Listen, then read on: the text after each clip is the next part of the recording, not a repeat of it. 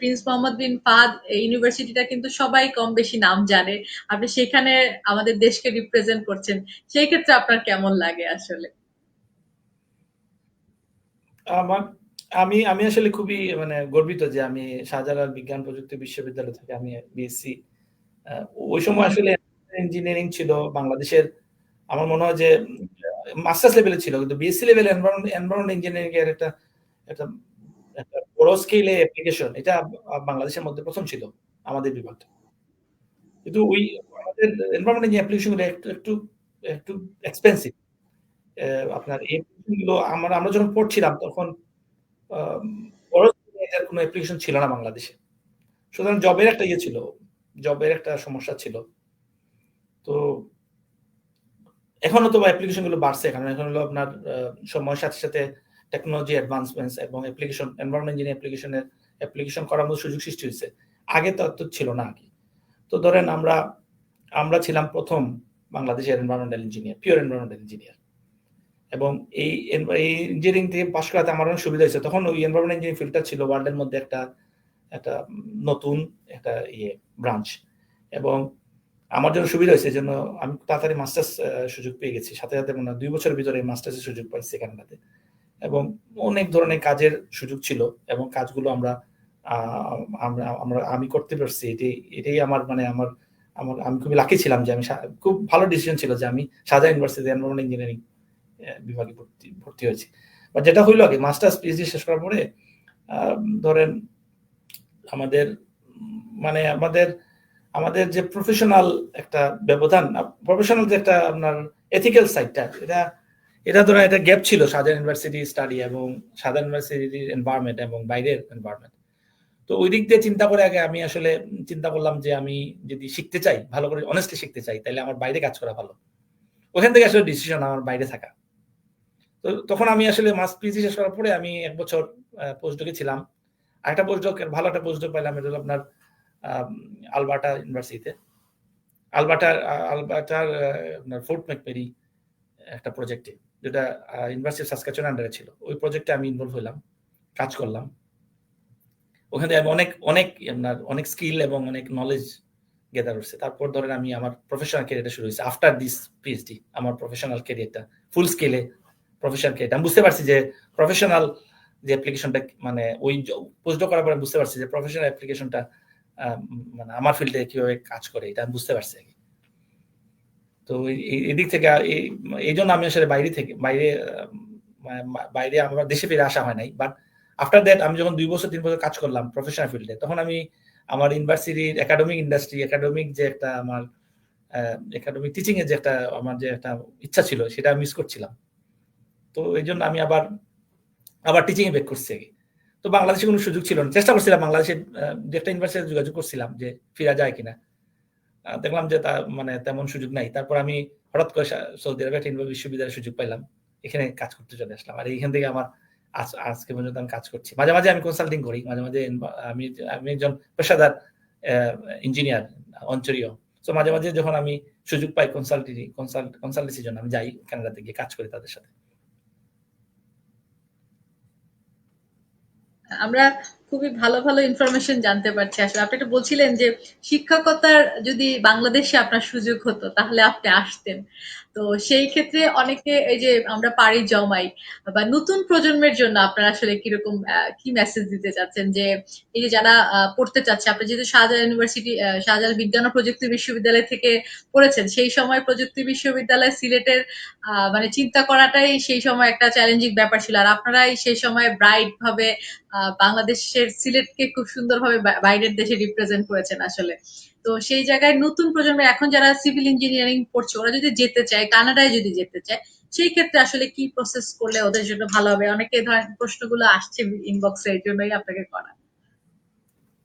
যে তারা অনেকে নাকি অ্যাপ্লাই করছে, রিজেক্ট হচ্ছে বলছে। তো রিজেক্ট কেন হচ্ছে আসলে, কিভাবে প্রসেস করলে তারা এডুকেশন লাইনে কোন মার্কিং এ বা আইএলটিএস এ কেমন কোর্স থাকলে তারা সুন্দরভাবে যেতে পারবে আপনার কাছে মনে হয় আসলে? আমার মনে হচ্ছে যে বাংলাদেশের বিশ্ববিদ্যালয়ের স্টাডিটা বিশ্ববিদ্যালয় স্টাডির মধ্যে বিশ্ববিদ্যালয়ে যে স্টাডির যে মান আর কি, সেই মানটা আসলে বাংলাদেশের বিশ্ববিদ্যালয়গুলো মেনে চলছে না। হুম এজন্য হুম আমাদের গ্রাজুয়েট গুলো যারা ধরেন ব্যক্তিগতভাবে ভালো করছে তারাই হ্যাঁ আসলে হ্যাঁ এই হায়ার এডুকেশন সুযোগ সৃষ্টি করতে পারছে। বাট জেনারেল যে এডুকেশন, সেই জেনারেল এডুকেশনের মধ্যে এখনো অনেক অনেক গ্যাপ রয়ে গেছে। যেমন যেসব যেসব কোর্স মেটেরিয়াল গুলো বাংলাদেশে পড়ানো হয় এগুলো অনেক পুরাতন।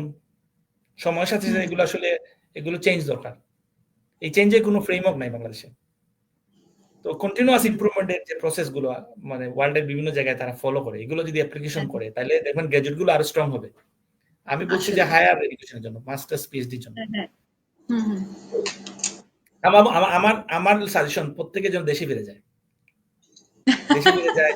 আমাদের আমাদের বাংলাদেশে নানান সমস্যা আছে, বাট অনেক সুবিধা আছে। বাংলাদেশ হলো আপনার আ মানে অনেক জনসংখ্যা, তো কাজ করার সুযোগ বেশি। কিন্তু আপনি যদি হ্যাঁ নলেজ ডেভেলপ কান্ট্রি নলেজটা নিয়ে আসেন তাহলে এই জায়গায় আপনি আমিও আপনার সাথে একমত।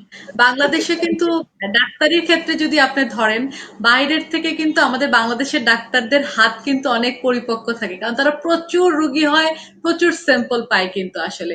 এজন্য রিসার্চ করতে কিন্তু যে আমাদের সরকারের দিক থেকে যদি আসলেই মানে খুব বেশি প্রজেক্ট বেস গুলো কাজগুলো করানো যেত তাহলে কিন্তু আসলেই অনেক স্যাম্পল পাওয়া যেত, অনেক মানে বিজ্ঞানের দিকে আসলে আমরা আরো এগিয়ে যেতে পারতাম। কিন্তু এই জায়গাটা অনেক সময় আসলে কার্পণ্য করা হয়ে যায় বা ঠিক মতো আসলে কেউ কাজ করে না কিন্তু। তো এই জন্য তো আমার দৃষ্টিকোণে বাংলাদেশে আপনি যেতে পারেন বাইরে, বাইরে যেতে পারেন উচ্চতর শিক্ষার জন্য, মোর নলেজ, আপনার নলেজের হুম জন্য যেতে পারেন। তো আম আমার মনে হয় দেশে ফিরে আসলে খারাপ না। দেশে ফিরে আসলে আপনি অনেক কাজ করতে পারবেন এবং আপনার যে নলেজ আপনি আপনার দেশের মানুষের সাথে শেয়ার করতে পারবেন। আহ, আমাদের সাথে যেহেতু আমরা ফেসবুক পেজ থেকে লাইভে আসছি, আমাদের সাথে অনেকেই যুক্ত হচ্ছেন। সবাইকে অনেক অনেক ধন্যবাদ যে আমাদের সাথে যুক্ত হচ্ছেন। তো যেটা করব আমরা এখন, দর্শকরা যেহেতু আমাদের সাথে যুক্ত হচ্ছেন তাদের কমেন্টস গুলো একটু নিব। আপনাদের যদি কারো কোনো প্রশ্ন থেকে থাকে, আমাদের সাথে যেহেতু প্রিন্স মোহাম্মদ বিন ফাহাদ ইউনিভার্সিটির একজন প্রফেসর আছে, আপনারা কিন্তু প্রফেসর শুধু না, উনি কিন্তু ইঞ্জিনিয়ার, সিভিল ইঞ্জিনিয়ারিং ডিপার্টমেন্টে আছেন। তো সেই ক্ষেত্রে আপনাদের যদি কোনো প্রশ্ন থাকে আপনারা কিন্তু খুব সহজে প্রশ্ন করতে পারছেন। আমাদের সাথে আছেন শর্মিলা দেব, আছেন লিখেছেন শুভকামনা রইল। রিফাত শারমিন লিখেছেন very nice, good job. Sharmila Deb লিখেছেন আজকের বিষয় অনেকেরই উপকার হবে, ধন্যবাদ ডাক্তার শাহিদুর এবং আমাদের প্রিয় আরজে রিফা আপাকে। অনেক ধন্যবাদ দিদি, আপনি যুক্ত হয়েছেন আমাদের সাথে এবং এভাবে আপনারা আমাদের সাথে যুক্ত হতে থাকেন। আরো অনেকে যুক্ত হয়েছেন আমাদের সাথে। আমাদের আবু তাহের যুক্ত হয়েছেন, এছাড়া যুক্ত হয়েছেন আরো অনেকে যুক্ত হচ্ছেন। আপনারা যুক্ত হতে থাকেন এবং লাইক কমেন্টস দিয়ে আমাদের সাথে থাকেন। আর আপনাদের যদি কোনো প্রশ্ন থেকে থাকে যে বাহিরে উচ্চশিক্ষার জন্য যেতে চাচ্ছেন, সেই ক্ষেত্রে আপনারা কিভাবে পাড়ি জমাতে পারবেন এবং এডুকেশন নিয়ে যারা কাজ করছেন তাদের যদি কোনো প্রশ্ন থেকে থাকে, যে যেমন শাহেদ ভাই একটা ভালো কথা বলেছেন যে আমাদেরকে নতুনত্ব আনতে হবে, প্রযুক্তির সাথে কিন্তু এগিয়ে যেতে হবে। তো এই এগিয়ে যাওয়াটা আসলে কিভাবে হবে, সেই প্রসেস গুলা, সেই বুদ্ধিগুলোও কিন্তু আমরা আজকে শাহেদ ভাইয়ের কাছ থেকে নিব। তো শাহেদ ভাই বলছিলেন যে এডুকেশনের কথা, তো বললেন যে বাহিরে পড়াশোনা আমরা অবশ্যই করব, কিন্তু আমরা আমাদের দেশে ফিরে এসে সেই ফিডব্যাকটা বাংলাদেশকে দিব যাতে আমরা আমাদের দেশের জন্য কিছু করতে পারি, কারণ এখানে কাজ করার অনেকগুলো ফিল্ড আছে। তো সেই ক্ষেত্রে আপনি এখন বলেন যে কিভাবে আমরা ধরেন এই যে দেশে অনেকে ব্যাক করতে চায় না, আমরা যদি ধরি বাইরের ক্ষেত্রে যদি ইউএস কানাডা চলে যায় সেই ক্ষেত্রে কিন্তু আর ব্যাক করে কেউ আসে না। তো আপনি ব্যাক করার ক্ষেত্রে কিভাবে মনে করেন যে আমরা কাজ করতে পারি যাতে সবাই ব্যাক করে আসলে বাংলাদেশে? যেমন আপনি চেয়েছেন কিন্তু, যেমন আপনার ক্ষেত্রে যদি আমি বলি, আপনি কিন্তু দেশে ফিরতে চেয়েছেন কিন্তু সেই রকম সুযোগ সুবিধা আপনাকে কিন্তু আমার দেশ দিতে পারেনি। তার মানে আমার দেশ এখানে কিছুটা ব্যর্থ হয়ে গেছে আসলে, যে আপনার মতো সম্পদ আমরা হারিয়ে ফেলেছি। আমি ওই সময় আসলে মানে ডিসিশন নিতে পারিনি।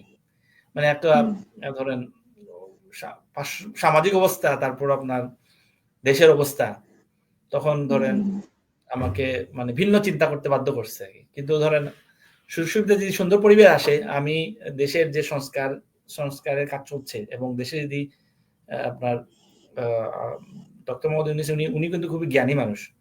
উনার হ্যাঁ হ্যাঁ উনার যে 3-0-0 থিওরি, এটা কিন্তু ওয়ার্ল্ডের ডেভেলপ কান্ট্রি গুলো এবং ওয়ার্ল্ডের বিভিন্ন জায়গায় এটা অ্যাপ্লিকেশন হচ্ছে। উনি যে কি লেভেলের মানুষ, আমরা উনার মানে উনাকে আমরা আমরা আমরা উনাকে আমরা যথাযথ মর্যাদা দিতে পারছি না। তো উনার উনার যে হুম, হুম, তৃতীয় তথ্য যেটা হলো আপনার উনি উনি যে তথ্য উনি যে সবার সাথে শেয়ার করছে নাকি উনার যেটা বই রিসেন্ট বই এবং এই বইগুলো ফলো করে অনেকে লাভবান হচ্ছে। এই বইগুলো ফলো করলে আমাদের শিক্ষা ব্যবস্থার উন্নতি হবে, আমাদের হুম, হুম, আমাদের সামাজিক আর্থসামাজিক অবস্থার উন্নতি হবে, আপনার উদ্যোক্তা সৃষ্টি হবে এবং তথ্য প্রযুক্তির উন্নতি হবে, বেকারত্ব চলে যাবে। ওই থিওরি তথ্য হলো হুম, আপনার হুম, হলো উনি হলো জিরো কার্বন নিঃসরণ, আহ, শূন্য দরিদ্র, zero poverty and unemployment, zero unemployment. So এই থ্রি যদি কেউ অ্যাচিভ করতে চায় তার জন্য দরকার আসলে তারুণ্য দরকার, মোটিভেশন দরকার, সামাজিক পার্টিসিপেশন দরকার, আর দরকার হলো আপনার একটু সুশাসন। তাহলে দেখবেন ছোট থেকে শুরু হইলে এই যে এখন শিক্ষা হুম, সব সব কমিশন নিয়ে কাজ করছে, এটা খুব ভালো আসলে।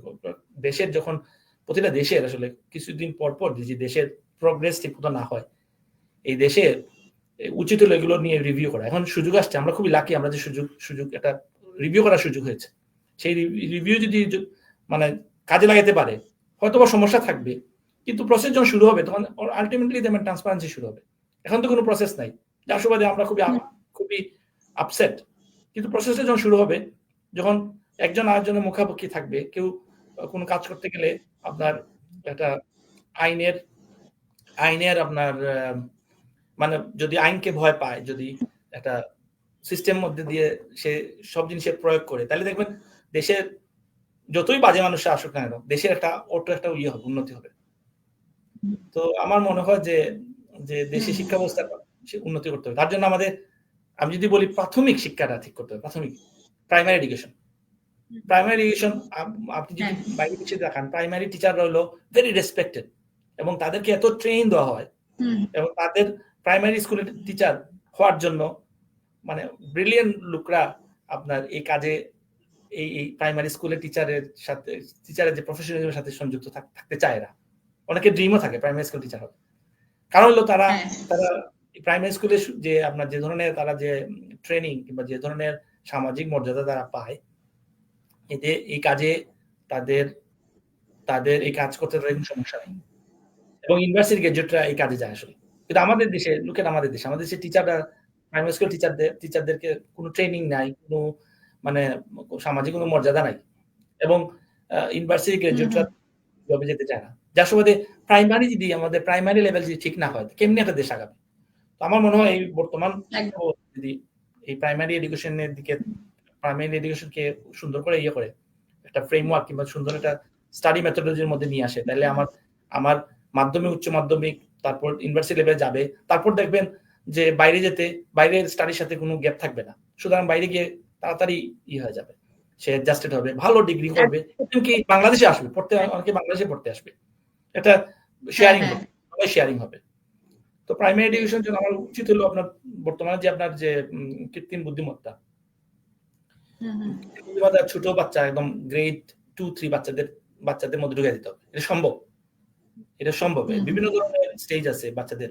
এই স্টেজে বাচ্চাদের আস্তে আস্তে এই যে আপনার মেশিন লার্নিং, তারপর কৃত্রিম বুদ্ধিমত্তা, ছোট ফানফুল আচ্ছা, আপনার এটা এখানে একটু জানতে চাই ওই যে এআই যেটা খুব এখন ফেমাস, আবার অনেকে বলছে এআই 5 ভার্সনও চলে আসছে বা চ্যাট জিপিটির 5 ভার্সন চলে আসছে। এই জায়গাটা আসলে নতুন প্রজন্মের জন্য অনেক মানে প্রাইমারি সেকশন থেকে কি আমরা শিখাতে পারি কিনা, কারণ এখন যুগের সাথে আসলে তাল মিলাতে হবে। আবার একটা ভালো কথা বলেছেন যে প্রাইমারি সেকশনে আসতে হবে হচ্ছে মাস্টার্স করা এই মানে যারা আমরা অনার্স মাস্টার্স করার পরে পিএইচডি করে আমরা হায়ার ডিগ্রি করছি ঠিকই, কিন্তু প্রাইমারি সেকশনে যারা শিক্ষকতা করছেন তারা আসলে কতটুকু এই ডিগ্রি ধারী আছেন।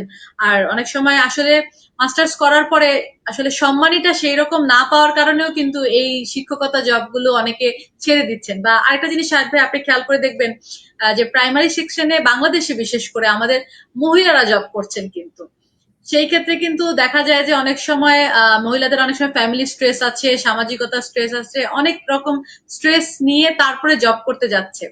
তো আবার দেখা যায় অনেক সময় আমাদের মেয়েদের হরমোনাল বিভিন্ন প্রবলেমের ব্যাপার আছে, অনেক কিছু আছে। তো এই জায়গাগুলোর ক্ষেত্রেও কিন্তু তারা কিন্তু পিছিয়ে যায়। একটা এখানেও কিন্তু আসলে মন মানসিকতার অনেক রকম চেঞ্জ হয় কিন্তু। তো আমাদের সাথে সাথে অনেকে আরো যুক্ত হচ্ছেন, একটু তাদের আমাদের সাথে যুক্ত করে নিচ্ছি। তানজিম